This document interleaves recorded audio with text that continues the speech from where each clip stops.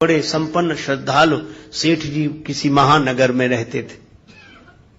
उनके गुरु जी ऋषिकेश से भी ऊपर हिमालय में, केदारनाथ से भी ऊपर उधर कोई उत्सव था, श्रीमद् भागवत की कथा रही हो या कोई और आयोजन रहा हो, तो गुरु जी को बुलाया।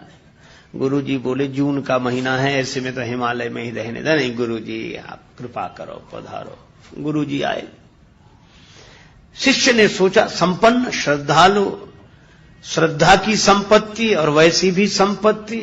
गुरुजी आए, गुरुजी को कष्ट न हो इसलिए गुरुजी बोले कहां ठहरे, बहुत गर्मी, हम तो हिमालय से आए। बोला ठहरो गुरुजी। उसने कहा, सेठ बोले कमरा धुलवाओ। सेठ जी ने कहा कमरा धुलवाओ। कमरा धुलवा दिया गया। पानी भरवाओ। गुरुजी बोले बस नहीं महाराज आप थोड़ा ठहरो। पानी भरवा दिया, मेज रखवा दी, बर्फ की सिल्लियां रखवा दी, बीच में गुरुजी का तखत, ऊपर पंखा। गुरुजी बोले वाह वाह क्या बात है, सेवा तो ऐसी है, बहुत तुम्हारी बड़ी श्रद्धा सराहनीय है। श्रद्धा के अनुसार तुमने द्रव्य का सदुपयोग किया और तुमको बहुत बहुत आशीर्वाद। सेठ जी का मुनीम था, वो भी बड़ा अभिभूत था कि देखो गुरु जी की सेवा ऐसे करनी चाहिए। लेकिन सोचा मैं तो गरीब हूं, पैसा नहीं है मेरे पास। लेकिन उसने मन ही मन निश्चय किया कि मैं लाख गरीब सही, लेकिन चाहे कर्ज हो जाए पर मेरे गुरु जी आएंगे तो मैं भी ऐसी ही सेवा करूंगा। भाव तो अच्छा था पर समझ ठीक नहीं थी, एक गड़बड़ी हो गई। सेठ जी के गुरु जी आए थे जून में, मुनीम के गुरु जी आए जनवरी में। वो तो वैसे ही कांपते आ रहे थे। गुरु जी बोले कहां ठहरे? चेला बोला थोड़ा कमरा धुलवाओ।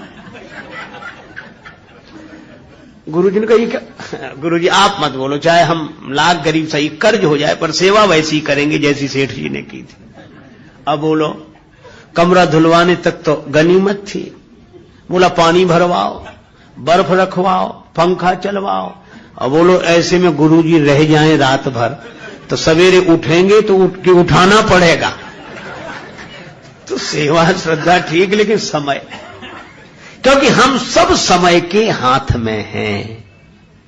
पर एक बात मैं आपसे कहूं, हम सब समय के हाथ में हैं पर हनुमान जी समय के हाथ में नहीं है, हनुमान जी के हाथ में समय है।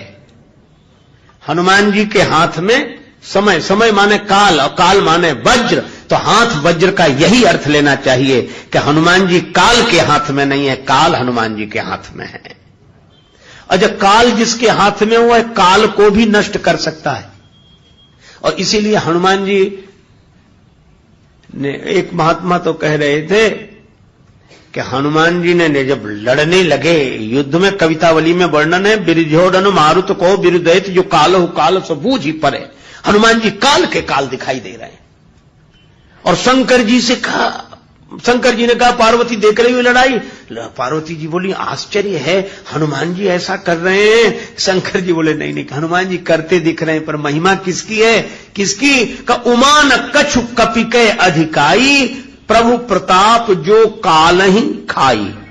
काल सबको खाता है पर हनुमान जी काल को खा जाते हैं। तो काल हनुमान जी के हाथ में है। और यही रामचरितमानस की कथा भी संकेत करती है। क्या?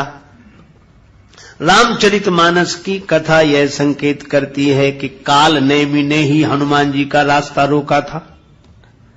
और आप जानते हैं नेमि कहते हैं चक्र को, है ना? नेमि माने चक्र और काल माने समय। तो काल नेमि माने काल चक्र, समय का चक्र चलता रहता है।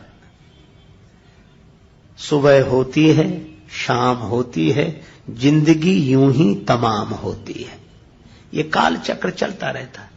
कल भी शाम आई थी, आज भी आई, कल भी नहीं रही, आज भी नहीं रहेगी। फिर सवेरा होगा, फिर दोपहर, फिर शाम, फिर सुबह, फिर दोपहर, फिर शाम, फिर रात। ये काल चक्र ये सबके जीवन में आता है, सबके मार्ग में आता है। कालनेम ने हनुमान जी का रास्ता रोका। रावण गया कालनेम के पास कि तुम तैयार हो जाओ। कालनेम बोला क्या करना है? कहा रास्ता रोकना। बोला मैं तैयार हूं। किसका रास्ता रोकना? रावण बोला हनुमान जी का। कालनेम बोला ये नाम सुना हुआ लगता है, पहले भी सुना है। रावण बोला हाँ सुना होगा, वो पहले भी आ चुके हैं। काल ने थोड़ी देर रुक कर बोला ये वही बंदर तो नहीं है जिसने लंका जलाई थी? रावण बोला हाँ हाँ वही वही, बात तुम पहचान गए, बड़े समझदार हो, ठीक पहचाना तुमने। काल ने बोला मैं नहीं जाऊंगा। रावण बोला क्यों नहीं जाओगे? मैं तुम्हें जाते हुए देखना चाहता हूं। काल ने बोला ठीक है चले जाएंगे, पर जाते हुए तो देख लोगे, लेकिन लौटकर आते हुए नहीं देख पाओगे। गए तो गए, तुम इतने बड़े बलवान होकर उसका रास्ता नहीं रोक सकते।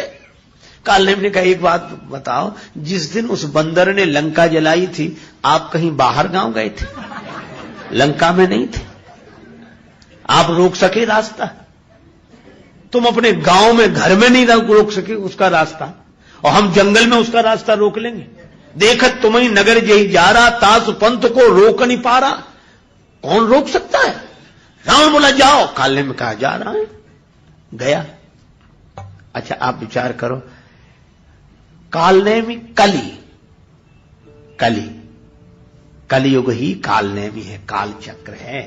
काल नेमी कलि कपट निधानो, नाम सुमति समरथ हनुमानो।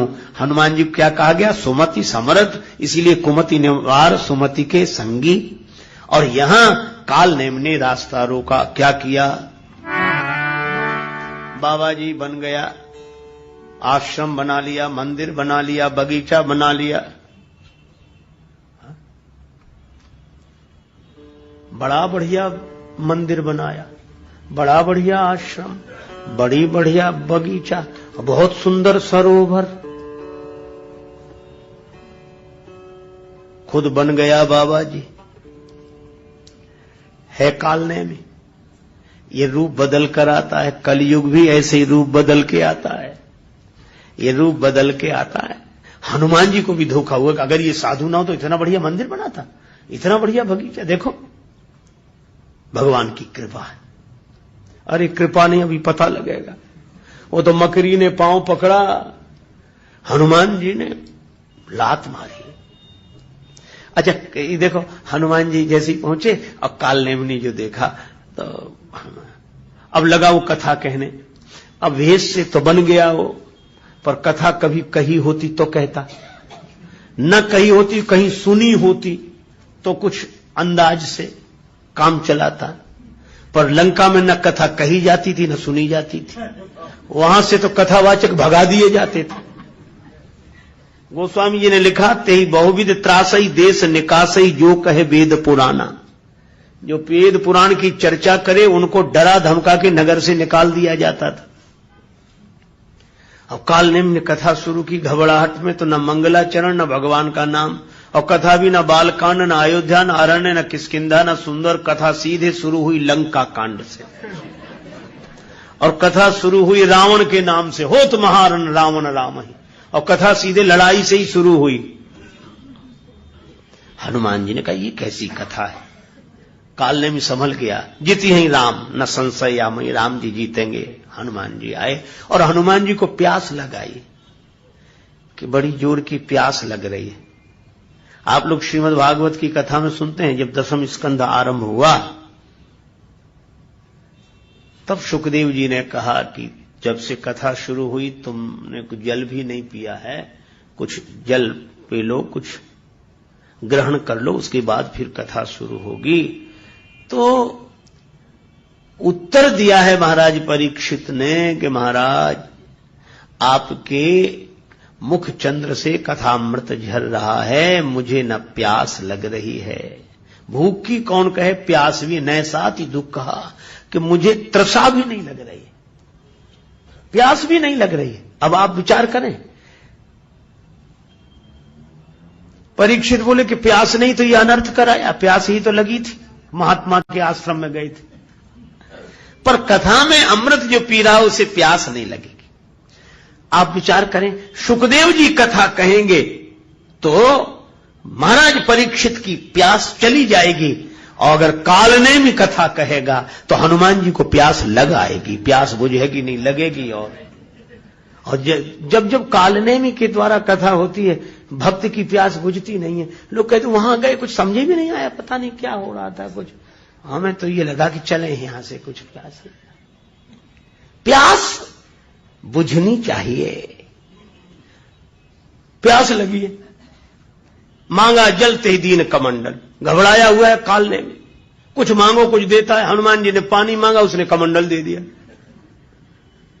हनुमान जी बोले कमंडल आप हमें दे रहे हैं? ये तो गुरुओं के द्वारा चेलों को दिया जाता है कि हम जाने वाले, हमारा कमंडल अब तुम ही संभालो, तुम हमें कमंडल काहे को दे रहे हो? काल ने बोला वो चेला ही तो बनाना है तुम्हें, तो बनाने के बाद कमंडल देना चाहिए था। काल ने बोला हमने सोचा जो बाद में करना सो पहले ही ले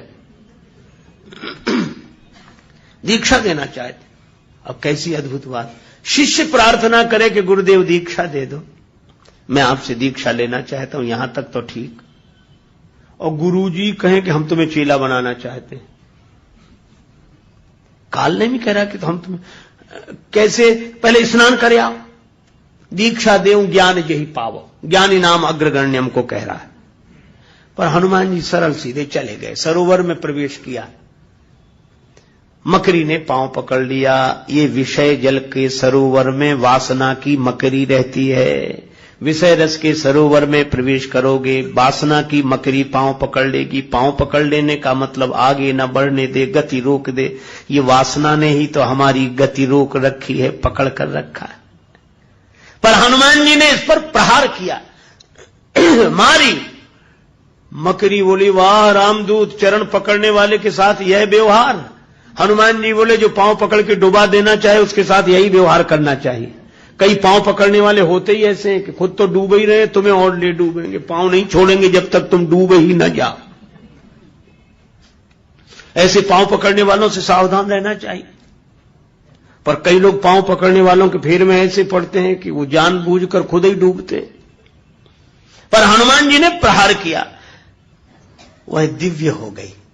कहा कि चरण पकड़ने वाले के साथ यह व्यवहार, हनुमान जी बोले जो पांव पकड़ के डुबा दे उसके साथ तो यही व्यवहार करना चाहिए। और बोले इस कथा कहने वाले के साथ, अरे बोले महात्मा है। मकरी बोली महात्मा नहीं, मुनि न हो यह निश्चर घोड़ा। ये वासना पर जब किसी संत के द्वारा प्रहार किया जाता है तो वासना ही उपासना बन जाती है, दिव्य बन जाती है। जो मन की वृत्ति संसार से जुड़ी थी वो भगवान से जुड़ जाती है। और तब उसने कहा मुनि न हो यह निश्चर घोरा, मानव सत्य वचन कपि मोरा। हनुमान जी गए और क्या किया, काल ने बोला आओ आओ आओ वत्स तुम्हें दीक्षा दें। हनुमान जी बोले जब से आए सारे काम उल्टे हो रहे हैं, एक काम हम भी कर दें। क्या? बोले गुरुजी पहले दक्षिणा ही ले लो, बचे रहो तो दीक्षा दे देना। ऐसी दक्षिणा दी, सिर लंगूर लपेटी पछारा। मरते मरते बोला राम राम। हनुमान जी बोले अब सही दी दीक्षा? तो बोलो काल नेमी को पराजित करने वाले। और काल नेमी कौन है? कलिकाल। तो कलिकाल के जो हाथ में हो वो इंसान, और कलिकाल जिसके हाथ में हो वो हनुमान। हनुमान जी के हाथ में कलिकाल है। अच्छा वैसे भी देखो कथाएं भी अद्भुत संकेत करती हैं। क्या? हनुमान जी ने बाल्यकाल में ही सूर्य भगवान को मुख में रख लिया, और सूर्य भगवान तो काल की गति की सूचना देने वाले, और काल की गति जिसने अवरुद्ध कर दी हो उनका नाम हनुमान जी है। तो ये हाथ वज्र, वज्र माने काल, काल जिसके हाथ में हो। और इसीलिए हनुमान जी से वैद्य ने कहा संजीवनी बूटी लेने तो जा रहे हो पर सूर्योदय के पहले आ जाना। हनुमान जी बोले सूर्य भगवान जानते हमारे बारे में, मैं लौटूंगा तभी सूर्योदय होगा, उसके पहले नहीं, और उसके पहले उगेंगे तो मैं सवेरा होने ही नहीं दूंगा। तो हनुमान जी के हाथ में काल है। अच्छा अब इससे अर्थ क्या हुआ? हाथ वज्र अरु ध्वजा विराजे। हाथ में वज्र है और ध्वजा, इसका अर्थ है कि भगवान के यश की ध्वजा वही लहरा सकता है जो समय के हाथ में न हो। समय जिसके हाथ में हो वही भगवान के यश की ध्वजा को लहरा सकता है। अर्थात जो कलिकाल से प्रभावित न हो, कलिकाल से जो प्रभावित न हो, जो कलिकाल को प्रभावित कर दे वही भगवान की कीर्ति की ध्वजा लहराएगा कि ये भगवान के भक्त ऐसे होते हैं। तो हनुमान जी काल के हाथ में नहीं है, काल उनके हाथ में है।